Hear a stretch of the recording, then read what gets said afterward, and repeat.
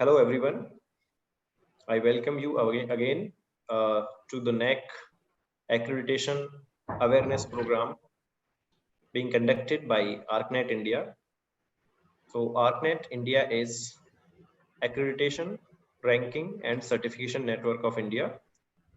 Arcnet India is an initiative of climate research solutions to attain the academic excellence through networking of professionals working in the area of accreditations, rankings, and certifications. We have the vision to attain the academic excellence in higher education institutions through knowledge sharing and networking. Our mission of Arcnet India is to help professionals of different domains who aspires to get good grades in Naac accreditation through online and offline training and Arcnet India Naac process awareness initiatives. We have our own YouTube channel, so we request you to subscribe and share it to everyone so everyone can get aware of the Naac accreditations and latest updates on that. And we have our Telegram group also. If you would like to join us, you can join through the link given in the description of our video. So let's come to today's very important topic of general terminologies used in Naac assessment. And to discuss that, we have with us Professor Mahendra Singh Rathore, sir. He is our National President of Arcnet India and working principal and professor at Gitanjali Institute of Pharmacy, Gitanjali University, Udaipur, Rajasthan. He has been worked throughout his career on the Naac assessments and Naac accreditation points. He is expert of that, and he is actually a graduate in pharmacy from University of Rajasthan and completed his post-graduation from Dipshar University of Delhi. He finished his PhD in pharmacy from Rajiv Gandhi Praudhogiki Vishwavidyalaya, Bhopal, and received funding from multiple organizations and presented his research work at AAPS workshop at Baltimore, USA. Sir is dynamic visionary professional, having more than 16 years of work experience in academia and pharmaceutical industry. So I welcome you, sir. I welcome you to deliver this session and to make our audience aware of that. Thank you very much. Over to you, sir. So thank you, Dr. Ajit, for the nice introduction. And yes, very truly you mentioned that this is a very important thing before one is going to start with the Naac assessment and accreditation process. So in this presentation, I want to share the in brief about the different type of terminologies that are frequently being used in Naac accreditation. So I'm sharing this presentation with you, and you can whether it is visible. So, sir, please let me know. Is it visible? Yes, and I'm clearly audible? Sir. It is visible and audible, sir. Yes, perfectly.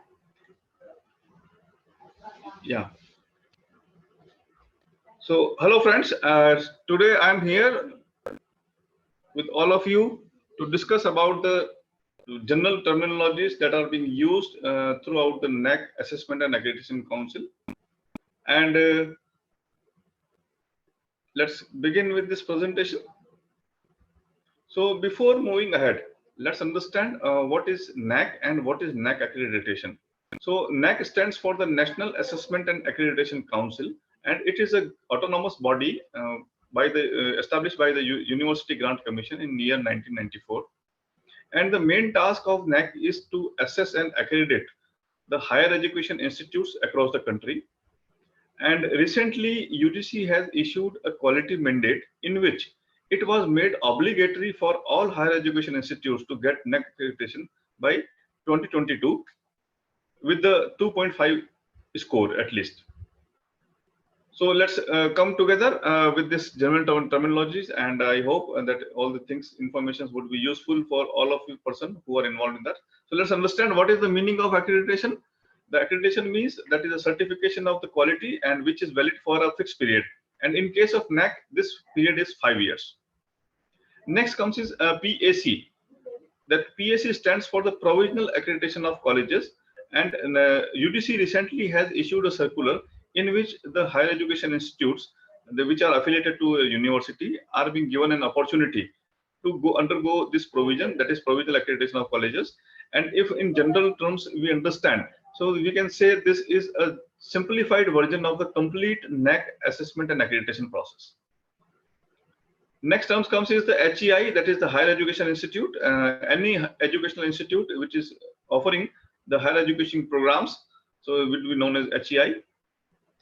And then one term it is coming, that is the HEI registration. So what does this mean? The HEI registration means that every higher education institute has to get registered on the Naac portal before the Naac Assessment and Accreditation Council assessment process begin. So this is the primary stage. Every institute has to do this because all the process would be happening through that portal only. Then next comes is the IIQA. That IIQA means the institutional information for quality assessment. And in this, Naac has given a specified format, and in which the institute has to provide the information like number of programs the institution is running, number of the students who are enrolled in the institution for the different programs, number of faculty members present there, then what are the results, different type of results, how many students have appeared in the examinations. So likewise, these are the things, important things, basic things being asked. So once the IIQA is submitted, the Naac would accept it and then would allow the institutions to submit the SSR. Next comes is your DVV, that is the data validation and verification process. This is a very important process throughout the Naac accreditation. And once the institution has submitted the self-study report, then the data validation and verification process would start.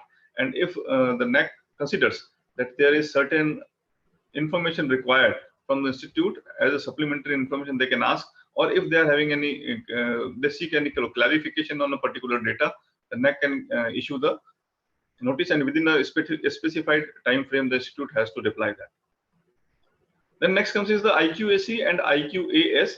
IQAC means the Internal Quality Assurance Cell, and this is a very important body throughout the Naac assessment and accreditation process. And you can say this is a sort of steering committee, which will make the different type of activities and will make complete documentation for the Naac A&A process. And the next thing that comes is the IQAS, that means the Internal Quality Assurance System. So this Naac want to know that higher education institute who seeks the accreditation, whether the institution has implemented its own quality assurance system or not. So all these things would be looked into. Now here is a very important thing, that is one has to understand the differentiation between the program and courses. And these are the terms which one would very frequently encounter throughout this while filling the criteria number 1 particularly. And we can say that according to Naac, the definition of program is any degree or diploma program like Bachelor of Pharmacy, B.Pharm, or MBBS or BDS, so which is leading to a degree or a diploma. And the course means that the subjects in the program like pharmaceutics, formulation development, human anatomy and physiology. So likewise, the courses are the subjects for which the examinations are being conducted. Criteria means Naac is having 7 parameters, and on those parameters, Naac provides the assessment and accreditation to the higher education institute. In Naac, there are different type of questions which we can say as a metrics, and majorly 2 types of metrics are there. One is the qualitative metrics and another one is the quantitative metrics. That qualitative metrics means the institution has to reply the answer of a question in words, in 500 words particularly. So this is a sort of descriptive type of question. And the next is the quantitative analysis. It is abbreviated as Q&M, and these are specified Excel formats, and the institution has to fill the information quantitatively in these formats specifically and upload on the Naac portal wherever it is being asked appropriately. Then is self-study reports. This is the main body of the Naac accreditation process, and in which the complete information of the institution is being uploaded there. So this SSR is including of the QLM and QNM. Then one important thing one has to understand that there are 3 types of years described there in the Naac. The academic year means that is commencing from 1st of July of the year and up to the 30th of June next year. So this would be completing academic year.